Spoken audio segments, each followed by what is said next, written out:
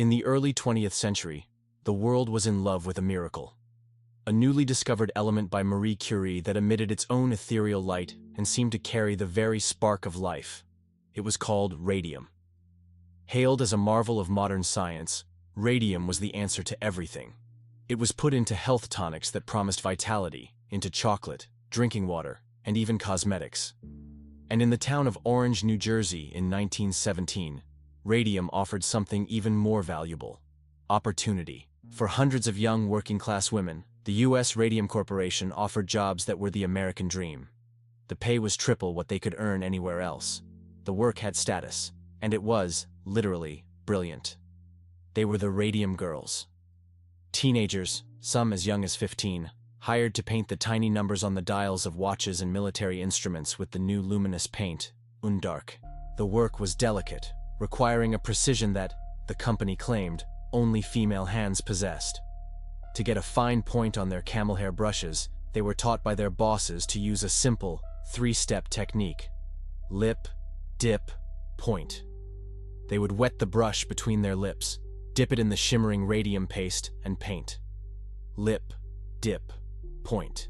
Hundreds of times a day. They were effectively eating poison with every stroke. When the girls, for fun, asked if it was safe, the managers laughed. Of course it was. Wasn't radium a health tonic? They were eating a substance the wealthy paid to drink. This is not a file about a single killer. It is about a slow, methodical, corporate execution.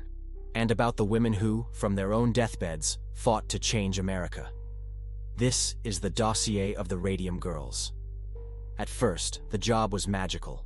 The girls were ethereal figures in town. They would literally glow in the dark. Their hair, their clothes, and their skin dusted with the luminescent powder. They were called the Ghost Girls. They would go to dances and, for fun, paint their teeth with the paint to flash a glowing, eerie smile. The radium was their job and their plaything. Meanwhile, the U.S. Radium Corporation, under its president Arthur Roeder, was booming. With World War I in full swing, the U.S. government was their biggest customer, desperate for dials that soldiers could read in the dark trenches. The company was making a fortune, and they knew the risks. In the company's laboratories, the story was different. The chemists and senior executives, the men who understood the science, dared not touch the radium. They wore lead-lined aprons. They handled the jars of paint with metal tongs. They stood behind protective screens. The inventor of the Undark paint, Dr. Sabin von Sachaki, had himself died of radiation poisoning. The company knew the substance was dangerous. They buried these reports. While the men protected themselves, the girls on the paint floors were told the paint was so safe it would put roses in their cheeks. It was a deadly lie. Then, in 1922, the first girl got sick. Her name was Molly Maggia. She was one of the most diligent dial painters. It all started with a seemingly ordinary toothache. Molly's dentist, confused, assumed it was an abscess and pulled the tooth. But the socket didn't heal. Instead, it grew into a festering, weeping sore that smelled of death. Her pain worsened. The dentist pulled another tooth.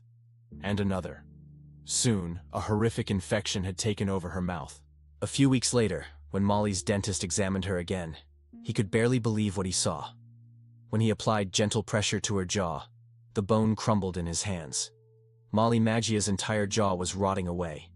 The poison she had swallowed wasn't just in her body, it had become her body. The science was cruel. Radium behaves chemically like calcium. The body, tricked, sends it straight to the bones, where it would lodge forever. And there, it would emit radiation from the inside, bombarding the victim's skeleton 24 hours a day.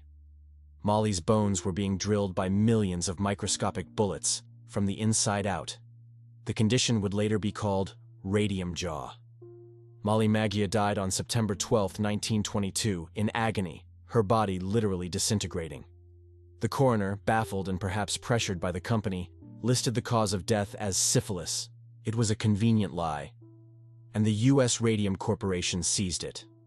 As other girls began showing the same horrific symptoms, aching joints, severe anemia, spontaneous fractures, the company blamed the women themselves. They said it was syphilis. They said it was poor personal hygiene. They slandered their own victims' reputations to protect their profits.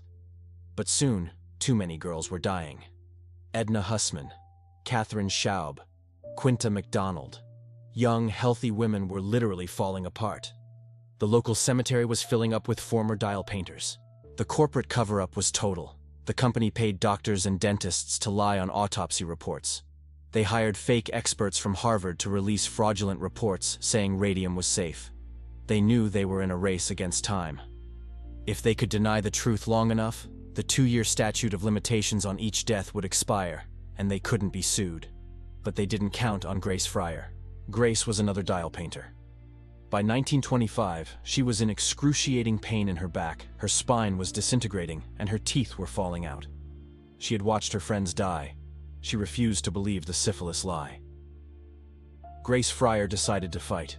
For 2 years, she searched for a lawyer who would dare to take on the monolithic power of ULS Radium. No one wanted the case.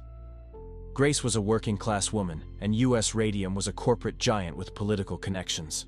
Lawyers told her it was impossible to win. Finally, in 1927, a young Newark attorney named Raymond Barry took the case. The statute of limitations was just months away from expiring. The legal battle was brutal. The company, led by Arthur Roeder, fought back tooth and nail. They used every delay tactic they knew. They filed motions, they challenged jurisdictions, they lied under oath. They knew their best defense was the clock. The girls were dying. While the legal battle dragged on, an honest medical examiner, Dr. Harrison Martland, finally began to uncover the scientific truth. Martland exhumed the body of Molly Maggia. In his dark lab, he placed her bones on a photographic plate. When he developed the plate, it was scarred. Molly's own bones had taken a picture of themselves. It was irrefutable proof. When the case finally made it to court in 1928, the scene was one of pure Gothic horror. The Radium Girls, now 5 of them, including Grace, had to be carried into the courtroom. They could not walk. Their hips and spines had disintegrated. They could not raise their arms to take the oath. Their bones were too brittle. The press went wild. The Ghost Girls case became a national sensation. The entire world watched as US Radium tried to blame the dying women. In a darkened room, an expert had the women lean over and breathe onto a zinc sulfide screen. With every exhale, the screen glowed, lit by the radon in their lungs. Their very bodies had become radioactive. Their bones, their organs, their dying breath. It all glowed. US Radium, facing a public relations nightmare, was cornered. The judge pleaded with them to settle. The settlement was small. A lump sum, a tiny yearly pension, and the payment of all medical bills. The women accepted. They needed the money for treatment, and they knew they wouldn't live to see the end of a full trial. Grace Fryer died the following year. None of the 5 women lived long, but their story did not end there. The fight of the Radium Girls exposed the lies of US Radium so completely that it led to a seismic shift in America. Their case established the right of an individual worker to sue a company for damages. It forced the government to create safety standards. The horrific, glowing deaths of these young women led directly to the creation of the Occupational Safety and Health Administration, or OSHA. Their legacy went even further. When the scientists of the Manhattan Project began building the atomic bomb, they didn't know what the safe limits of radiation exposure were. To find out, they studied the medical dossiers and exhumed bones of the Radium Girls. The data these women had written with their own bodies was used to help protect the workers who would build the atomic age. The dossier of the Radium Girls is a record of corporate horror. It is the story of a poison that was sold as a miracle. But it is also the testament of ordinary women who, as their bodies crumbled, found the strength to fight for justice. They died, but their legacy saved millions of lives. Some stories were never meant for the light, but they are the stories that must be told. They are the files that must be opened. This has been a file from America's Dark Dossier. If you believe that the past is never truly dead, subscribe and help us open the next file.